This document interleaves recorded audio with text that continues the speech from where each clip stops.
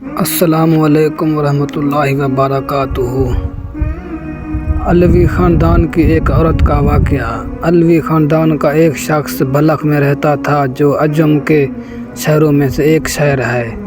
اس کی بیوی اور لڑکیاں تھیں اور اللہ تعالیٰ نے انہیں ہر قسم کی نعمتیں عطا کر رکھی تھیں۔ وہ فوت ہو گیا تو اہل و عیال کو اس کے مرنے کے بعد فقیری اور تنگی دستی نے آ گھیرا۔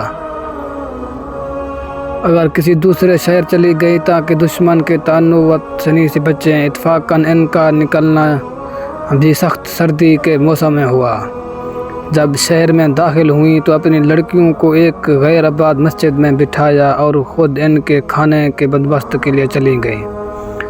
اس کا گزر دو جماعتوں پر ہوا۔ ایک جماعت تو ایک مسلمان کے پاس جمع تھی اور وہ شیخ بلاد تھا یعنی میئر تھا، اور دوسری جماعت ایک مجوسی کے پاس جو اس کا نائم تھا، جو پہلے تو گئی مسلمان کے پاس اور اس کو اپنا حال سنایا اور کہا کہ میں ایک علوی شریف خاندان کی عورت ہوں۔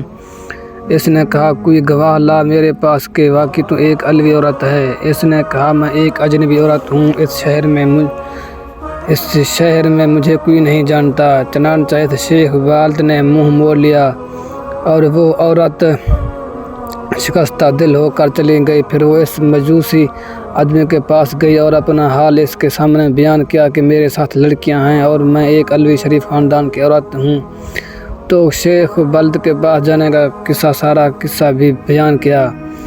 وہ مجوسی فوراً اٹھا اور اپنی عورتوں کو بھیجا کہ اس عورت کو میں اس کی لڑکیوں کے میرے مکان پر لے آؤ۔ پھر ان کو نہایت ہی نفیس کھانا کھلایا اور بہترین لباس پہنایا۔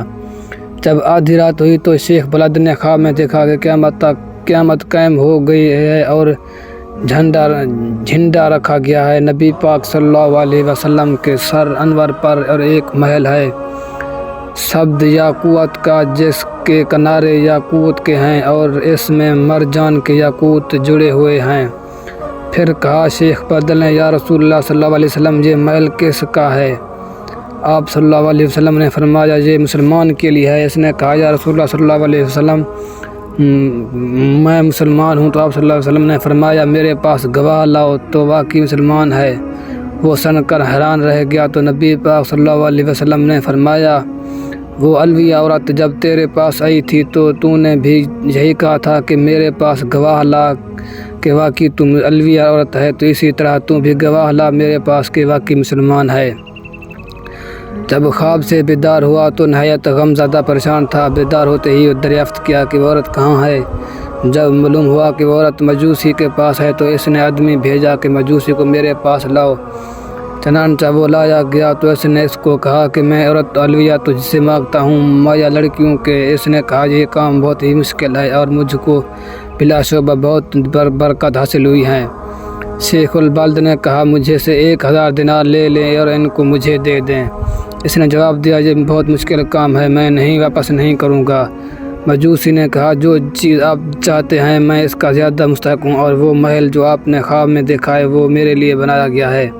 کیا تم میرے سامنے اپنا اہل اسلام ظاہر کرتے ہو؟ اللہ کی قسم جب تم میں اور آل و تمام کے تمام علویہ کے ہاتھ پر مسلمان نہیں ہوئے، رات کو سوئے نہیں تھے، میں نے خواب میں اسی طرح دیکھا جس طرح تم نے دیکھا ہے، اور مجھے رسول پاک صلی اللہ علیہ وسلم نے فرمایا کہ وہ عورت علویہ اس کی لڑکیاں تیرے پاس ہیں۔ میں نے عرض کیا جی ہاں یا رسول اللہ صلی اللہ علیہ وسلم۔ تو آپ صلی اللہ علیہ وسلم نے فرمایا یہ محل تیرا اور تیرے گھر والوں کا ہے اور تیرے گھر والوں جنتی ہیں۔ تو دوستو یہ تھی آج کی ہماری ویڈیو۔ تو دوستو مزید ایسی بہترین واقعات اسلامک ویڈیو سننے کے لیے میرے اس یوٹیوب چینل کو سبسکرائب کریں، بیل آئکن کو بھی دبا دیں تاکہ ہماری ہر نئی ویڈیو آپ تک پہنچ سکے۔ دوستو اگر انجانے میں ہم سے کوئی غلطی ہوئی ہو تو ہمیں کمنٹ کر کے ضرور بتانا۔ وآخر دعوانا الحمد للہ رب العالمین، آمین ثم آمین یا رب العالمین۔